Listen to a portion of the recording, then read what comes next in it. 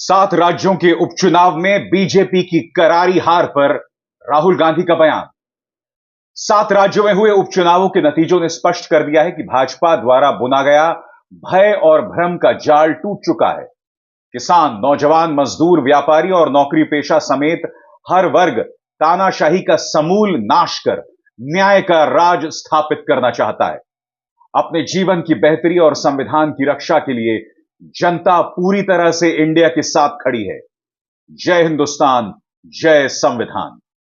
मुद्दा सिर्फ यह नहीं है कि उपचुनावों में भारतीय जनता पार्टी 13 में से 11 सीटें हार गई हैं। मुद्दा सिर्फ यह नहीं है दोस्तों, मुद्दा यहां पर यह है कि बद्रीनाथ में कांग्रेस ने उसे धूल चटा दी है। जी हां, बद्रीनाथ, याद कीजिए, बद्रीनाथ उपचुनाव, उत्तराखंड के बद्रीनाथ उपचुनाव में भारतीय जनता पार्टी ने कितनी मंदिर से जुड़ी राजनीति की, कितनी मंदिर से जुड़ी राजनीति की थी, मगर वहां की जनता ने कांग्रेस में अपना विश्वास जतलाया है। देखिए कांग्रेस की जीत पर किस तरह का जश्न हो रहा है।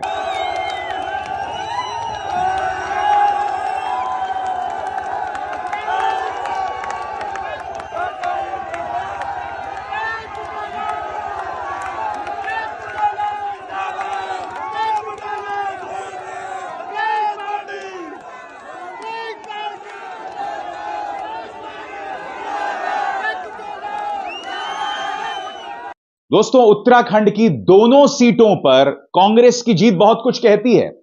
अब मैं आपके सामने हर सीट की चर्चा करने वाला हूं, हर सीट के जो इंपॉर्टेंस है, उसके जो मायने हैं, उसकी मैं चर्चा करने वाला हूं। मगर बद्रीनाथ में जहां पर भारतीय जनता पार्टी ने इतनी मंदिर से जुड़ी राजनीति की थी, धार्मिक राजनीति की थी, अगर वहां पर कांग्रेस का प्रत्याशी जीत रहा है, और हम ये नहीं भूल सकते हैं कि हाल ही में लोकसभा चुनावों में उत्तराखंड में कांग्रेस का सूपड़ा साफ हो गया था, बावजूद उसके अगर विधानसभा में, और वो भी बद्रीनाथ में, इसका मतलब अयोध्या, फैजाबाद के बाद अब बद्रीनाथ में जनता ने भारतीय जनता पार्टी को करारा तमाचा मारा है। सही सुना आपने दोस्तों, याद कीजिएगा किस तरह से अयोध्या, फैजाबाद में राजनीति हुई थी, किस तरह से बद्रीनाथ में उसे दोहराया गया था, मगर बद्रीनाथ की जनता ने भी कांग्रेस में अपना विश्वास जतलाया है। और हम ये ना भूलें, हम बात बेशक बद्रीनाथ की कर रहे हैं, मगर उत्तराखंड में एक और सीट है, मंगलौर। वहां पर भी कांग्रेस को जीत मिली है, और यह जीत क्यों जरूरी है मैं आपको बताता हूं। इन तस्वीरों को देखिए। जेल चली जाएगी, चल रहे हैं डाला है यहाँ पे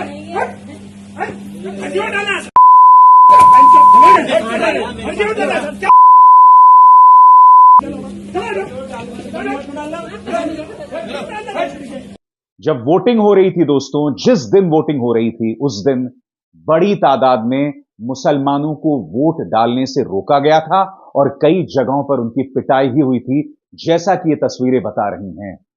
जी हां, मंगलौर में भी माहौल को बर्बाद करने की कोई कसर नहीं छोड़ी गई थी। और बर्बाद कौन कर रहा था, यह मुझे आपको बतलाने की जरूरत नहीं है।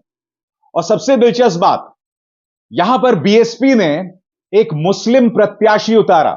मैं आपको बतला दूं, कांग्रेस की तरफ से यहां मैदान में थे काजी निजामुद्दीन, बीएसपी ने उतारा उबैदुर रहमान, और बीजेपी की तरफ से थे करतार सिंह बढ़ाना। यानी कि बीएसपी ने जानबूझकर एक मुस्लिम प्रत्याशी को उतारा, जिससे कांग्रेस के वोट कट रहे थे, और बीएसपी ऐसा लगातार कर रही है। यानी कि मंगलौर को जीतने के लिए साम दाम दंड भेद का इस्तेमाल किया। सबसे पहले बड़ी तादाद में मुसलमानों को वोट देने से रोका गया, जैसा कि ये तस्वीरें बता रही हैं सचिन गुप्ता के इस ट्वीट में। दूसरी बात, बीएसपी ने एक मुस्लिम प्रत्याशी को उतारा, बावजूद इसके मंगलौर जो है वो बीजेपी हार गई। उत्तराखंड में दोनों चीजें की इन्होंने, बद्रीनाथ में धर्म से जुड़ी राजनीति और मंगलौर में सांप्रदायिक राजनीति, मगर फिर भी भाजपा जीत नहीं पाई। तो इससे क्या संदेश जाता है दोस्तों? क्या सांप्रदायिकता को लेकर अब लोगों का सब्र का बांध टूट रहा है? क्या अब लोगों को इस बात का अंदाजा हो रहा है कि जहरीली राजनीति का कोई फायदा नहीं है? और सबसे बड़ी बात दोस्तों, जालंधर में जहां पर चुनाव हो रहे थे, वहां आम आदमी पार्टी को जीत मिली है, 60% से ज्यादा जीत। और सबसे बड़ी बात, इस सीट पर जो आम आदमी पार्टी के प्रत्याशी थे, उन्होंने पार्टी को छोड़ा और भाजपा में शामिल हो गए। और वो शायद तीसरे या चौथे नंबर पर आए हैं। जी हां, किस तरह का जश्न आम आदमी पार्टी के मुख्यालय में हुआ जालंधर की जीत को लेकर, आइए देखते हैं।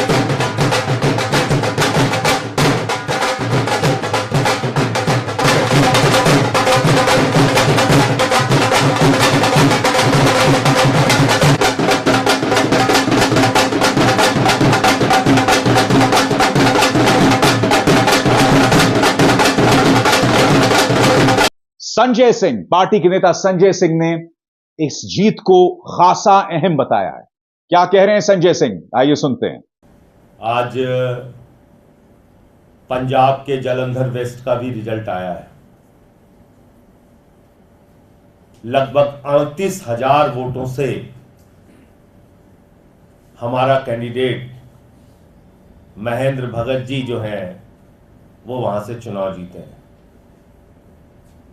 आपको मालूम होगा कि पंजाब के मुख्यमंत्री ने, भगवंत मान जी ने दिन रात प्रचार करके अपने सारे मंत्रियों के साथ, विधायकों के साथ, कार्यकर्ताओं के साथ मेहनत करके ये चुनाव लड़ा। और यही आम आदमी पार्टी के साथियों की खूबसूरती है, यही हमारे संगठन की खूबसूरती है कि सब लोग मिलकर अपने लक्ष्य के लिए काम करते हैं। लोकसभा का परिणाम हमारे अपेक्षाओं के अनुरूप नहीं रहा,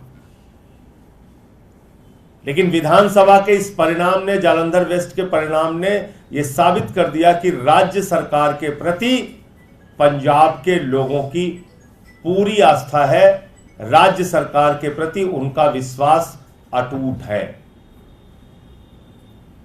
और यह परिणाम इस बात को दिखाता है। दूसरी, अगर इंडिया गठबंधन की बात करें पूरे देश में, तो इंडिया गठबंधन के लिए भी अच्छी खबरें हैं। लगभग एक तरफा इंडिया गठबंधन इस उपचुनाव में जीत रहा है पूरे देश में।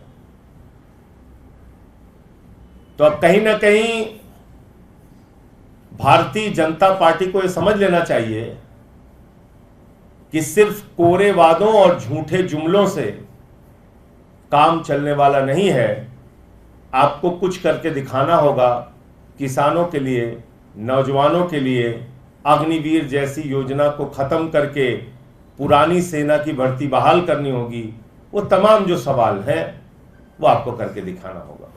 दोस्तों, जिस तरह से बद्रीनाथ में भाजपा को हार का सामना करना पड़ा है, यह अपने आप में बहुत अहम है। अब लोग कह रहे हैं कि अयोध्या में हार गए, बद्रीनाथ में हार गए, इसी तरह से काशी और मथुरा में भी हारेंगे। और यह संदेश अपने आप में बहुत अहम है। कहने को बद्रीनाथ उत्तराखंड में है, मगर इसका जो संदेश है वो तमाम जगहों पर जाएगा कि जिस जगह पर भारतीय जनता पार्टी ने धर्म की राजनीति की, वहां पर भी उसे हार का सामना करना पड़ा। क्या कह रही हैं रागिनी नायक आपकी स्क्रीन पर? पहले अयोध्या में, अब बद्रीनाथ में भाजपा की हार इस बात का प्रत्यक्ष प्रमाण है कि ना तो प्रभु इन पाखंडियों के हैं और ना ही जनता जनार्दन। धर्म की स्वघोषित ठेकेदारी के दिन लद गए। क्या यह बात सही है कि धर्म के ठेकेदारी के दिन लद गए? सुप्रिया सुनेत ने भी यह ट्वीट करके करारा प्रहार किया है। वो कह रही हैं कि धर्म आस्था है, राजनीतिक व्यापार नहीं। अयोध्या से लेकर बद्रीनाथ प्रभु का यही संदेश है। आप देख सकते हैं यहां पे जो तस्वीरें दिखाई गई हैं, एक तरफ समाजवादी पार्टी के अवधेश चौधरी जिन्होंने फैजाबाद में जीत हासिल की थी, और दूसरी तरफ कांग्रेस के प्रत्याशी जिन्होंने बद्रीनाथ से जीत हासिल की थी। यह खासी मायने रखती है दोस्तों कि जहरीली राजनीति अब काम नहीं आ रही। लोग अगर मुद्दों पर वोट कर रहे हैं तो यह बहुत मायने रखती है। और मैं आपको बतलाता हूं दोस्तों, जो उपचुनाव होते हैं ना, प्रशासन पूरी तरह से सरकार के हाथ में होता है, यानी कि भाजपा के हाथ में। बावजूद इसके अगर मंगलौर और बद्रीनाथ में कांग्रेस को जीत मिली है तो यह बहुत कुछ कहता है। मंगलौर का मैं उदाहरण देना चाहूंगा, खास तौर पे चुनाव के दिन वहां किस तरह का प्रयोग करने की कोशिश की वो आपके सामने है। कैसे मुस्लिम मतदाताओं को रोकने की पूरी कुचेष्टा की गई, उनका हक है वोट देना, वो उनको रोका गया। आज मैं सोशल मीडिया पे देख रहा था, कई टिप्पणियां भारतीय जनता पार्टी के समर्थक कर रहे थे, अरे मंगलौर तो मुस्लिम बाहुल इलाका है, कांग्रेस को जीतना ही था। तो मैं उनसे पूछना चाहता हूं, बद्रीनाथ 97.68% हिंदू है ना। बात हिंदू मुसलमान की नहीं है, बात है किस तरह की राजनीति आप इस देश पर थोपना चाहते हैं। वो ये देश स्वीकार नहीं करेगा। अयोध्या में जो हुआ आपने देखा, नासिक, रामेश्वरम, रामटेक, बद्रीनाथ, ऐसे तमाम ऐसे कई और मैं उदाहरण दे सकता हूं जहां इन्होंने एक तरह से ऐसी राजनीति करने की कोशिश की जिसमें लोगों की रोजमर्रा की जिंदगी से जुड़ी हुई कोई बात का स्थान नहीं था। उन मुद्दों को वो सामने नहीं आने देना चाहते थे, सिर्फ और सिर्फ लोगों को लड़ाकर, विवाद पैदा करके राजनीति करना चाहते थे। उसका आज एक बहुत करारा जवाब लोगों ने दिया है। हमारे मल्लिकार्जुन खड़गे साहब और नेता प्रतिपक्ष राहुल गांधी जी लगातार हम सबको कहते आए हैं कि आराम नहीं करना है, अभी तो शुरुआत है। आने वाले जितने भी 4 असेंबली इलेक्शंस आ रहे हैं, राज्यों के विधानसभा के चुनाव आ रहे हैं, हम पूरे वर्कर्स, हमारे तमाम ऑफिस बेरर्स पूरी मजबूती से काम पर लग गए हैं। एक दिन का भी हम लोग आराम नहीं करेंगे।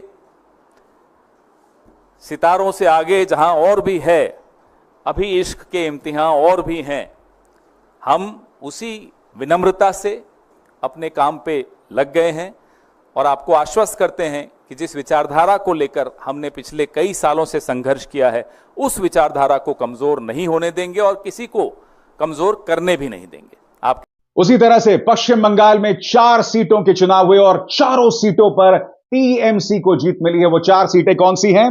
रायगंज, राणाघाट दक्षिण, बागदा और मानिकतौला। जी हां, इन चारों सीटों पर टीएमसी ने भाजपा को धूल चटा दी है और यह जीत अपने आप में बहुत कुछ कहती है। मैं आपको त्वरित अंदाज में बताना चाहता हूं दोस्तों, तमाम जगहों पर कौन कहां जीता।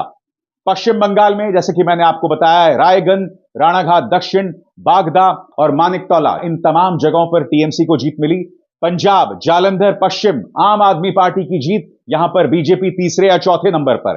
हिमाचल प्रदेश में 3 सीटों पर चुनाव हुए, देहरा, हमीरपुर, नालागढ़।